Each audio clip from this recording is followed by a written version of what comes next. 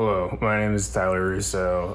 I'm in my parents' garage. The garage door is open, so the neighbors can hear me. And today we're gonna build a kill rig out of whatever's in this box. Buying models is for fools, and so is waiting. This is vaguely what I remember the components of the kit to be. I kind of want to just like build it without looking at reference of what the actual model looks like at all, but I will for sure regret that pretty soon. So maybe we won't go that crazy. I've already broken the Games Workshop third-party rule that prevents me from using stuff like this in tournaments, so we might as well use these Spellcrow heads that I've been sitting on forever. I haven't used because I like going to stores. Man, I really hate that third-party rule. Like, I already spent $100 on this disgusting squig off. What more do you want from me? Let me use my monster trucks and dollar store toys in peace. I feel like when approaching a complicated kit bash like this, it's easy to get lost in details and overplan stuff, but that's absolutely not what an orc would do. And today we're gonna try and think like an orc, and orcs do not have anxiety, and they probably don't have decision paralysis either. So we're just gonna fucking go for it. Be like an orc, not like an anxious Tyler. Just glue that bad boy and deal with the consequences later. Here's where we're at right now. I don't know what the fuck this is. Let's see where it takes us. If we painted this squig off probably like 5 times between the ages of, I got this when I was like maybe 11. Yeah, it was probably like 11 or 12 and did a bad job and then repainted and then slightly better but still a bad job and then repeated again and again and again until it got to the point where last year I decided to paint strip it and made it look the worst it's ever looked. And all the layers of paint became apparent like tree rings. It was really hard to get off most of it, like right there in the middle. You can see what the bare resin actually looks like, but yeah, there's just so much like shit and gunk caked on. It's really hard to get it. Cause like, I think I did like matte varnish it multiple times throughout its life cycle. And yeah, it was just hard to strip that resin off all the way. But whatever, I think it's like good enough. And we're gonna be covering it in Hot Wheels and trash. So at this point, who cares? God, I love power tools. Nothing makes me feel more like an actual Big Mac. Oh yeah, hell yeah. We got a big ass tower on top. Now we're modeled for disadvantage. Those of you who don't care about competitive 40k, kill rigs are pretty busted. The meta dragon is here. The time to strike is now, and we can't wait till October. If you're stuck on a kit bash and don't know what to do, just make 100 little skulls out of plastic cards. So I just freehand them with an X-Acto knife, but if you want, there's tons of pictures of like orc glyphs and the orc codex. I mean, just do a Google search for like orc glyph. Print that out and like trace over it with the X-Acto knife with a piece of plastic cut underneath, or just, you know, like freehand and draw it or trace over. Does this one look too much like the Punisher logo? I don't know, that's probably fine. All the little resin orc glyphs are from the Tiny Furniture Orcish Barricades kit. I'll put a link in the description. They're great. I wish I had more. I ordered these like a few years ago and I'm kind of running out now. Would for sure recommend. So the smart thing to do here would for sure to build the crew and sub-assemblies, paint them, and then glue them. But I feel like whenever that happens historically, the crew ends up not getting painted or lost, and I'm impatient and just kind of want to do it right now. So if you're a reasonable person, you should not just glue all the crew to the kill rig first before priming or painting it, but I am not a reasonable person. I have poor impulse control and I want grots swarming over this thing right now. Feels like sacrilege to convert this 1994 Smash-A-Gun. This is the only part of the model I have any kind of like hesitation, guilt, or self-imposed pressure to not fuck up. Okay, here's where we're at currently.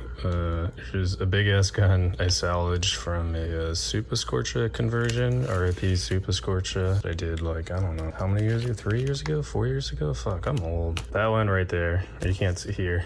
You can't see me pointing at my phone screen. I guess that makes sense. Was this colder last time? I don't know. It's there now. Some more teeth here.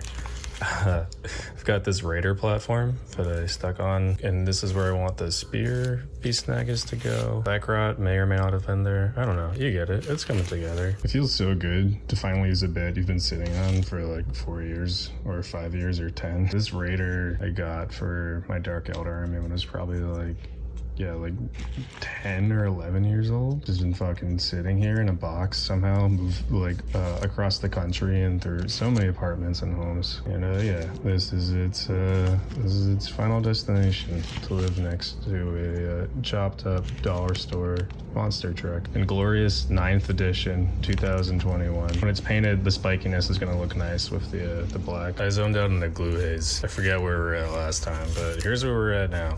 This dude's got little spike shoulder pads, gluing spikes here. I don't have that many spikes printed right now, otherwise they'd be fucking everywhere. But part of me is glad I don't, because they're a huge pain to glue on. We're gonna add some more though until I run out. I want to get some more chains and run them from like here to here. How much the chains wobble always bothers me, so I might try and fix that with some thin super glue too. Started adding a little bit of barbed wire, but I might get heat stroke if I stay in here longer, so we're gonna take a break for now.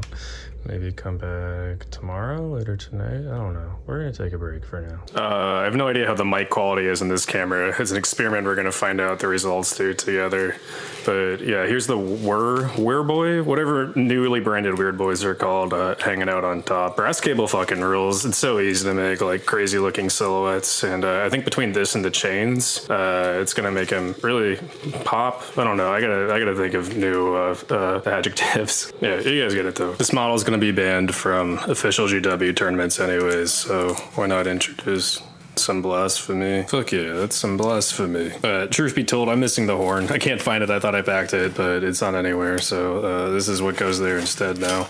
Alright, I add some more chains. He's got little skull earrings now. Yeah man, he's getting there. Just like with kit bashes like this, if you're not happy with it at first, just keep adding shit. And if you're still not happy with it then think about maybe removing things. But I feel like the more over the top and full of little details this guy is, just like the more it comes together. And I mean, especially with paint, like it'll add a lot, but with orcs I feel more is more, and it's okay to just like go hog wild. So I'm missing the little weapon that goes on the Squigoff's tail, which I was bummed about at first, but true to Beast Naga lore, like they lose their limbs so much that most of them have like multiple mechanical arms. Why shouldn't the same be true for Squigoff? I think the buzzsaw is gonna go right here. So I worked on this more yesterday than today, but I still worked on it a ton today, and as you can see, the overall silhouette hasn't changed that much. I mean, there's a bunch more bits added now, but it's not as crazy of a difference as day one. Like the finishing steps always take longer than I think they're going to. So I'm just adding a lot of details, and I'm gonna keep working on rivets and little details tomorrow. Good morning, it's day 3. Here for your Games Workshop intellectual property lawyer, support the IP changes for some reason?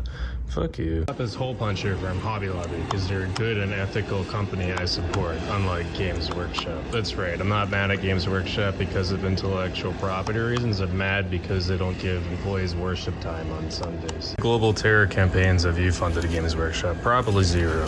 That's because you're a coward. I stopped filming at some point because I've been doing nothing but gluing rivets for the past like 4 hours now, and it's pretty repetitive and not very fun to look at. But yeah, there's rivets now, and I did some other details like adding more chains, and the horns on the skull are probably the biggest thing. Yeah, mostly just rivets though. The rivets, like, they take forever and they're kind of annoying, but I think they're worth it because they add a sense of air quotes coherency. It's still like a pretty loose ramshackle wink wink design, but yeah, having the rivets I feel make it have like at least some consistent texture. It makes like all the separate kits blend together a little bit more. Yeah, I'm gonna do some finishing touches and then take some nice videos for presentation at the end. Hello, it is the aforementioned end of the video. I'm very happy with my kill rig and I had a fun time making him. I don't know how to get max points on Warp Ritual or VM yet. Maybe I never will, but he looks sick as hell and I can't wait to step on people. If you're new here, we have a very active Discord. There'll be a link in the video description. I'm also on Patreon if you want to support me there. And next up, I'm gonna make a video where I talk about painting him. Well, that's not true. Next up, I'm gonna have a video where I try and get really good at Pokemon Unite for reasons I don't fully understand. But after that, we're gonna paint him. Yeah, anyways, like and subscribe, post comment for the algorithm gods, if you so choose. Thanks for coming by.